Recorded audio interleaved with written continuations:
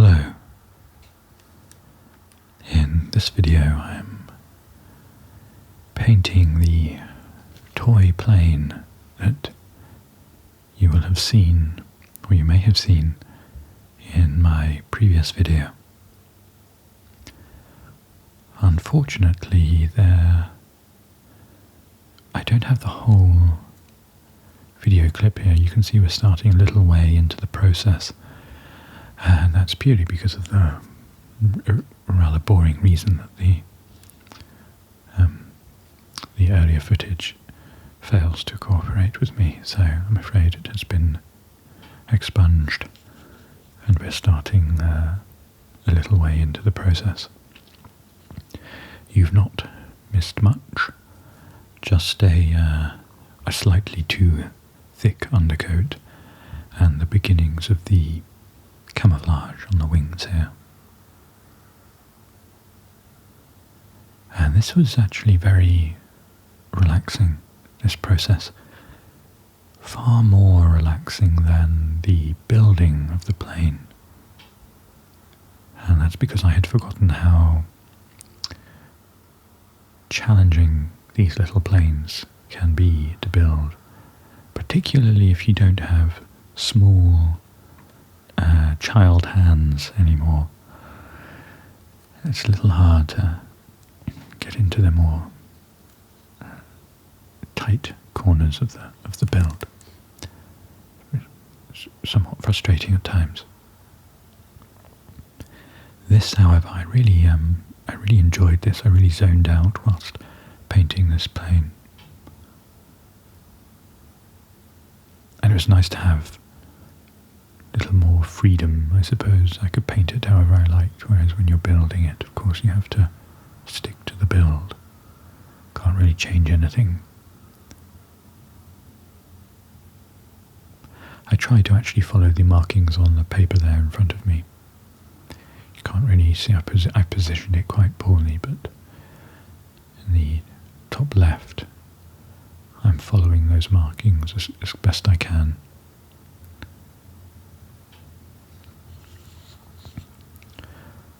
I thought also, as this is now the 30th of December or the 31st of this, I'm not sure when this will publish, but the end of the year, I thought it might be a good time to talk about the year and think about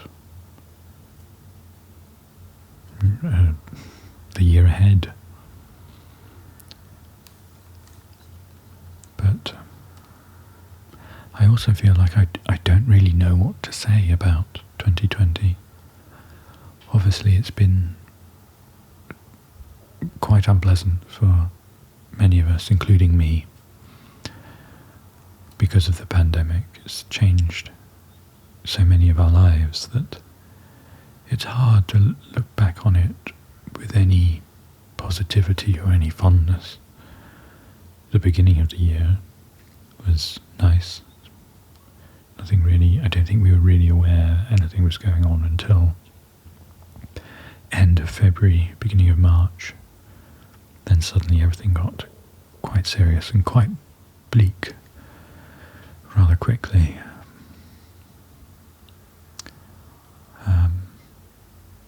Fortunately for me, I haven't suffered too badly. Personally, I know people who have, and I suffer vicariously as a result. It's not been nice having to see friends and family and loved ones have a harder time than me. That hasn't been very nice at all. But personally, and I can only speak personally, I've managed to get through it okay. Things haven't been ideal by any stretch, and there have been a few really difficult moments, but really comparatively, on the whole, I've done all right, I suppose. It's been a very isolated, quite lonely existence since March. Through necessity, we have to do it. I'm not saying things should be any different. I'm just saying it's not it's not easy.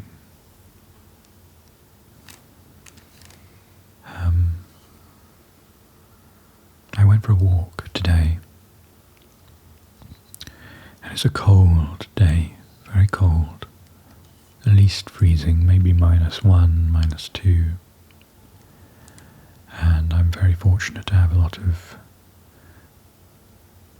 fields and trees and grass around me, and all of the mud and all of the grass had completely frozen, and it made a wonderfully satisfying crunch under my shoes and my boots as I was walking, every step.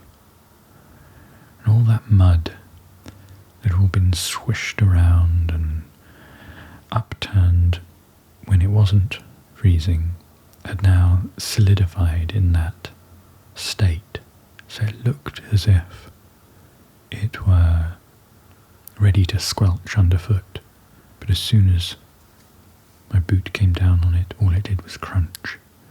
It was so satisfying, it was like it was frozen in time, that mud. And so too were the individual blades of grass. And there was no one else around because it was very early in the morning. And I was just walking, crunching away. And then I saw this flash of green go straight past me. And it was a woodpecker who had been feeding on the ground. And obviously my crunching had startled him, and he flew right past me and perched up on a tree. And I stopped and looked at him, and he sat there and looked at me, and we stared at each other for a while, and I just became very aware of the moment, I suppose, just aware that here I was, no other living creatures around other than me and this little bird, and it was just quite nice. That's all I can say. I can't be any more poetic than that, I'm afraid. I've not written any of this down, I'm just talking off the top of my head, so I'm not going to be as eloquent as I would like to be about this. But it just felt like a nice moment in the middle of a really horrible year. I suddenly embraced the isolation. The cold day was paradoxically warming in this moment. And I've never seen a woodpecker before. It dawned on me then. I'd never seen one. I knew it was one. It looked quite special, and it was just nice to have a unique, peaceful, calm moment. So I don't know why that felt special, but it did. Anyway, I crunched my way through the field a little more, and then crunched my way home, and didn't see anything else.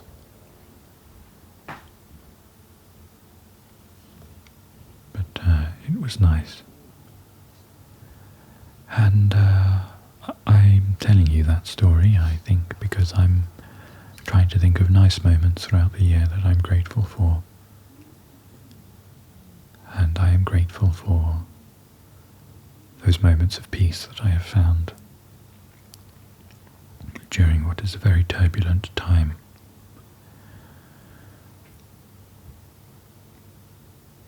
They take on perhaps more meaning and more purpose because there isn't as much stability this year.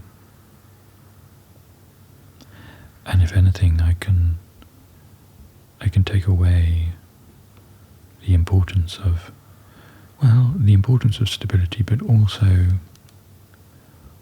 the realization that if things do become unstable, I'll manage, I'll get through it, and it's okay. Best laid plans of mice and men often go wrong. And that's certainly what happened this year for me and for many others. And I'm more ready for that now than I ever have been, I think. I know there have been terrible horrors for lots of people, so I hope if you're listening to this you understand that I'm not glossing over those. But I thought maybe it might be welcome, might be helpful if I, looking back on this year, try and consider the various ways in which we can benefit from what feels like and is a trying and difficult time.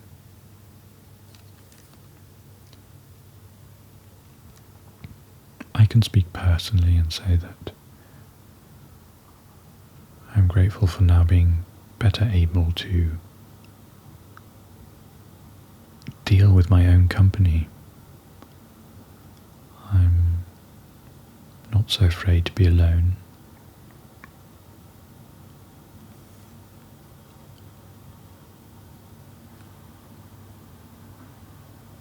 In fact, being alone has brought out in me my creative side. No question, no question. As soon as I realised I wasn't going to be going anywhere anytime soon, my impulse was to make things, to build, to construct, to imagine. And I think that's actually not too uncommon. I'm hearing this from friends as well. They're getting into arts and crafts, and they're drawing more, or they're listening to more music, or they're playing music. And it's starting to make me think that actually deep within us all there's this, it's not even an urge, it seems like a compulsion. I believe so many of us, if not all of us, are compelled to create, to bring things into the world. Isn't that why we have children? Surely. That's part of the reason why. And I think we can lose sight of that, and I think many of us did. I certainly did. My life became too centered around my career, and I began to lose sight of what was truly important to me.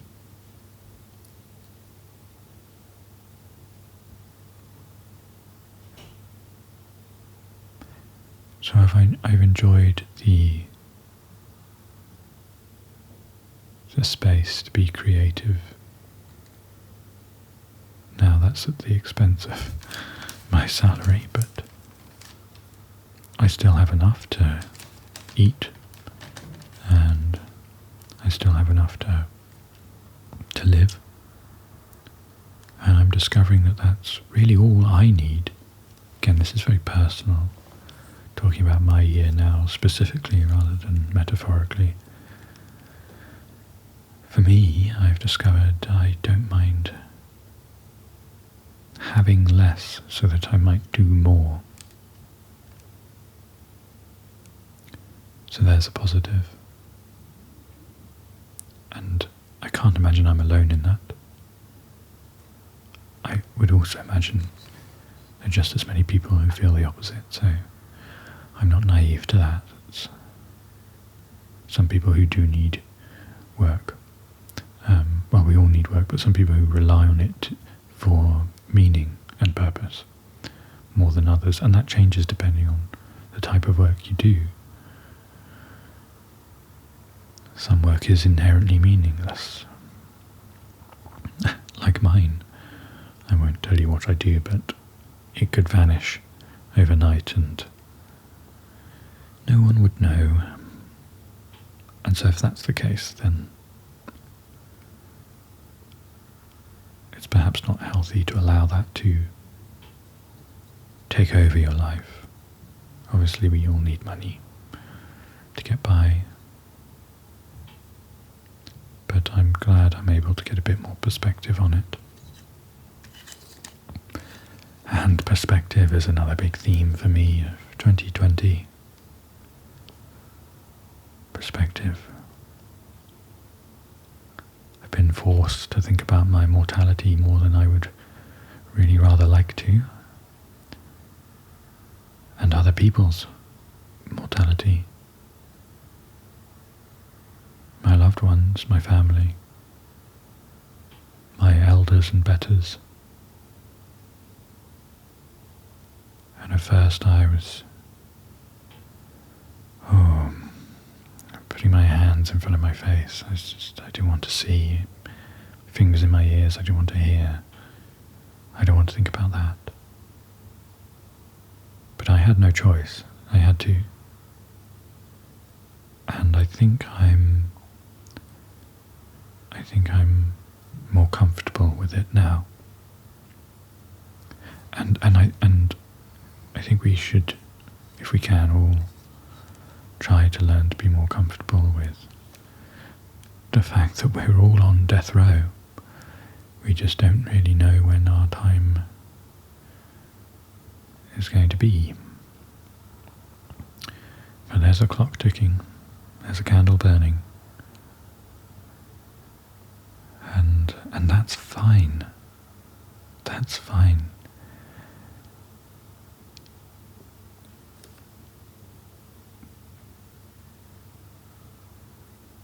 And even when we do go, do we really go? Our bodies certainly disappear, our minds disappear, but it's just one part of a very complex whole. And if you're spiritual, you certainly don't go. Things presumably only get better unless you're a very bad person. If you're a spiritual person, you'll go to your heaven, your afterlife, and if you're not, I find great comfort in thinking about all of the endless atoms that make up my physical self, and they will disassemble and disperse when it's my time, which hopefully won't be for a long time yet. But just because it's far off doesn't mean, well, potentially far off doesn't mean that we shouldn't think about it from time to time, and I think that's what this year has taught me. And even when I'm gone in a physical form, I'll become part of the biosphere. My atoms will spread, and they'll end up here, there, and everywhere, and the atoms will last for as long as this earth lasts.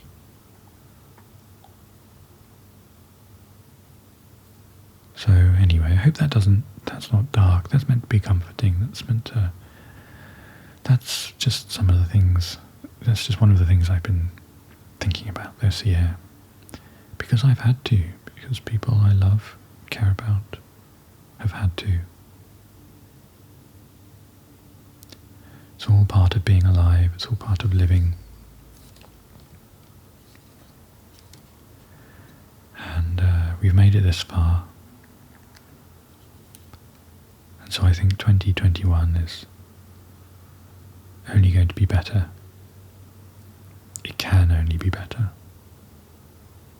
So I'm looking forward to the new year.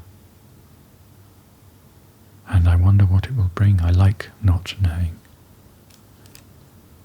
I don't like to make too many plans. Because they do often go wrong, and there are fewer disappointments if you don't plan too much. So I think there are lots of reasons to be hopeful for the next year.